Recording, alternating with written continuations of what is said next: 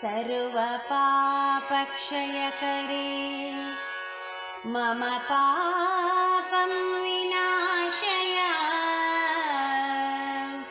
कवेरकन्ये कावेरी समुद्रमहिषि प्रिये तासां च सरितां मध्ये सह्याकन्या घनाशिनी Kaveri लोकविख्याता जनतापनिवारिणी जनतापनिवारिणी.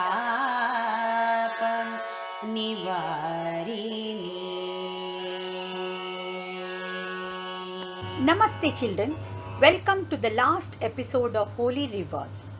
Today let us learn about the seventh river, River Kaveri. Kaveri River originates from the Brahmagiri peak at Talakaveri in Kodagu district on the Western Ghats in the state of Karnataka. Presently, there are two shrines here dedicated to Lord Shiva and Lord Ganesha. River Kaveri flows in the states of Karnataka and Tamil Nadu. All along the banks of the river, we see temples dedicated to sage Agastya. River Kaveri, which is known as the Ganga of the south, is associated with sage Agastya. The popular story has it that Lord Shiva put a stream of river Ganga in Agastya's Kamandala, which became River Kaveri in the south. Sage Agastya brought river Ganga in the form of Kaveri from North India. He crossed Vindhya mountains and came to South India with river Kaveri in his Kamandala. There is another story in Karnataka which suggests that Kaveri was the wife of sage Agastya. Rishi Agastya is not only revered for his great knowledge and contributions to our Sanatana Dharma, but also known for his tales and adventures through which he has created a special place for himself. His marriage to a princess called Lopamudra, also called as Kaveri, is an interesting story too. But first let us know a little more about Agastya Muni and why he married Kaveri. Once, sage Agastya saw some ghosts hanging from some branches of a tree. They were facing their heads down. Taken aback by the condition, he inquired those ghosts that why they are hanging from the tree. The ghost gave an answer that they were sage Agastya's forefathers, and the main reason why they are stuck here is because of the sage himself. He has not produced any children to do the rituals pertaining to the deceased forefathers.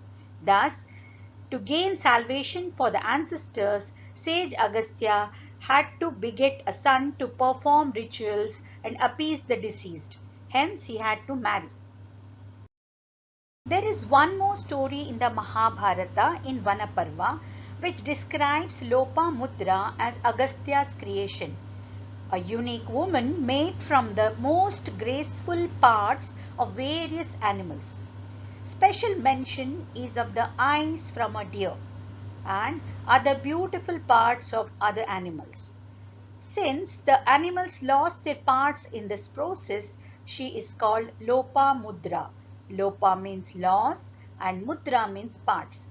She symbolizes the beauty which is the consequence of many coming together as one. The story further mentions that Agastya, with his miraculous powers, transferred this beautiful girl to the king of Vidarbha's palace. King of Vidarbha was performing yajna for obtaining a child. He was overjoyed on getting the child and brought her up with love and affection. Lopamudra was brought up at king's palace where she became well versed in scriptural knowledge. As Lopamudra came of age, Agastya went to the king of Vidarbha to ask for her hand in marriage. Lopamudra agreed to marry Agastya only if he promised that he would always be with her and never leave her alone for a long duration. The sage agreed to the condition and the marriage was performed in the ashrama. Lopamudra was a faithful wife who meticulously performed her duties towards her husband. However, Agastya did not pay much attention to her. This was the time when disappointed Lopamudra composed a hymn for Agastya, reminding him of his obligations to his wife.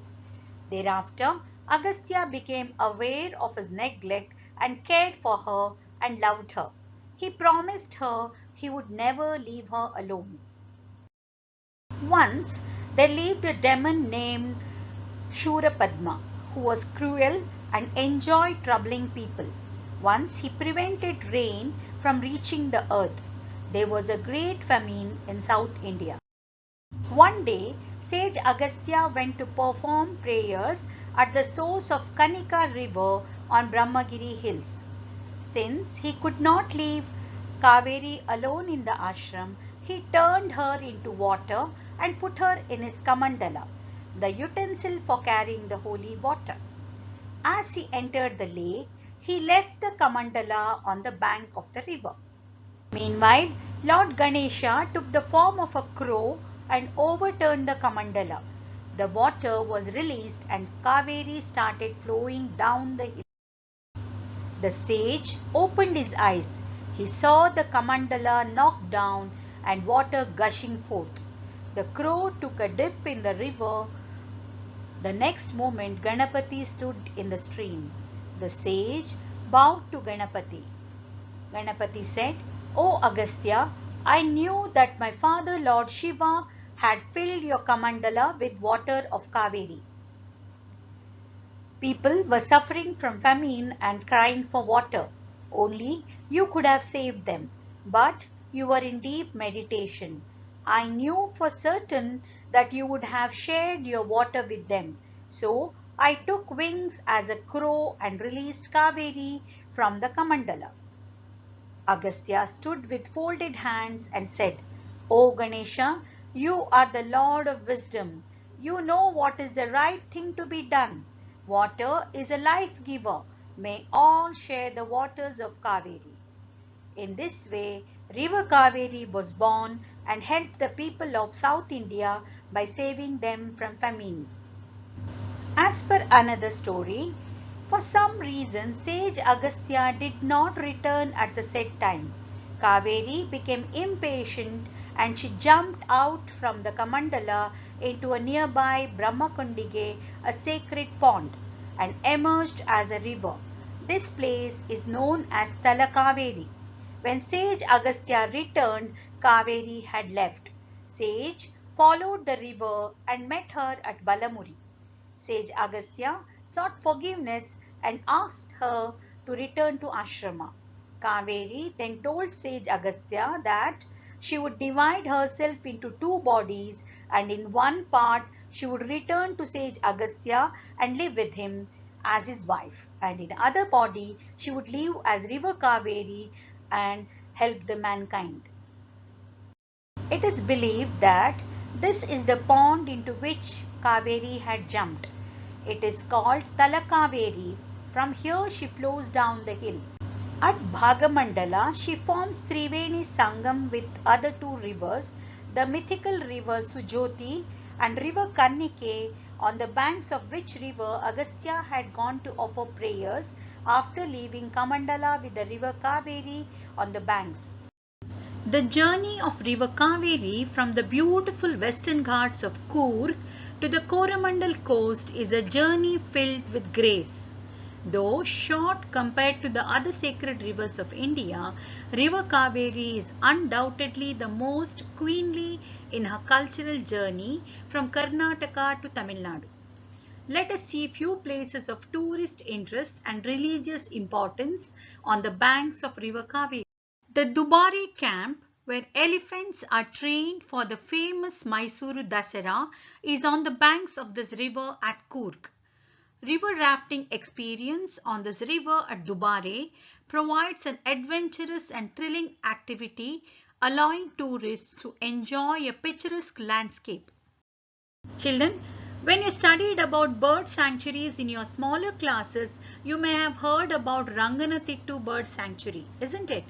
This sanctuary is on the banks of the river Kaveri. This is the famous Srirangaswamy Devasthana at Srirangapatna near Mysore. On the way to Tamil Nadu, she passes through several places in Karnataka.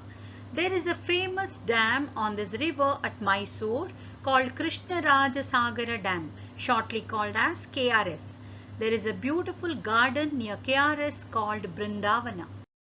This is the beautiful garden during daytime.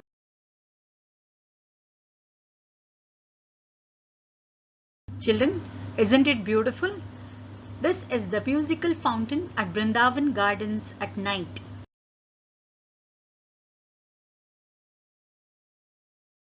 This is the Somanatha Purakeshava temple on the banks of river Kaveri. Talakadu is a desert-like town on the left bank of river Kaveri. Children, have you heard the story of Alamelamma's curse to Mysore kings? It is said that she gave 3 curses to the Mysore kings because they killed her husband in war. Her curse was, let Talakadu be covered with sand. Second curse, let Malangi become a whirlpool. And the third curse was, Mysore Vodayas will not get any heirs.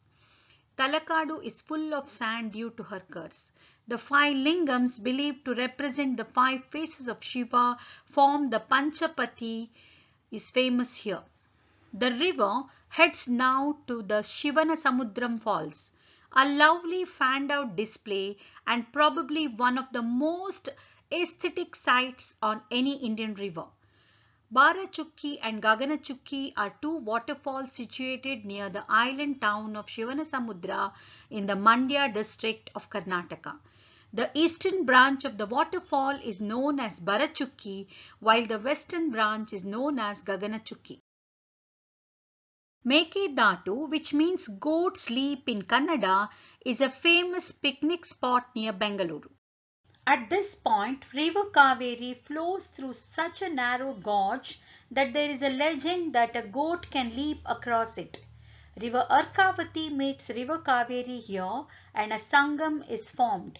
River Kaveri leaves Karnataka through a wild and narrow gorge at Mekedatu south of Bengaluru into Tamil Nadu to produce more scenic waterfalls at Hogenakkal. Here, river Kaveri flows with gushing water, creating natural falls. The name Hogenakkal in Kannada means smoky rocks. The river, when falls on the rocks below, the gushing force of water looks as though smoke is emanating from the rocks. Thus the name. Once in Tamil Nadu, she flows across several important cities and holy places. There are many important temples on her river bank. Finally, she joins Bay of Bengal at Pompuhar. Thank you for watching, children. We have used the materials and pictures from various sites to create this video. We give credit to the creators and sincerely thank the sources of all the pictures and materials used here.